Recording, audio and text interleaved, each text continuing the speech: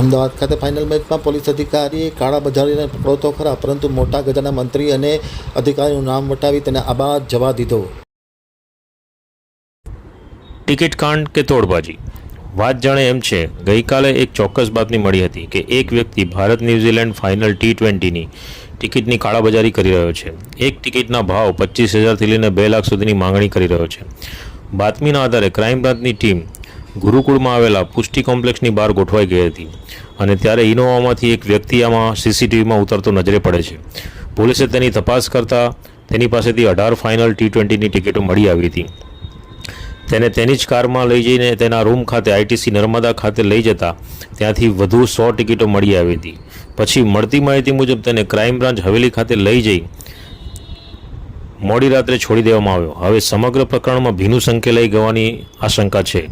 મળતી માહિતી મુજબ આમાં એક મોટા ગજાના મંત્રીનું નામ વટાવવામાં આવી રહ્યું છે, તેમજ એક મોટા IPS અધિકારીનું પણ સંડોવણી હોવાનું બહાર આવેલ છે. તો શું આ કાળાબજારીઓની મંત્રી કે મોટા ગજાના ઓફિસરોનો સપોર્ટ છે?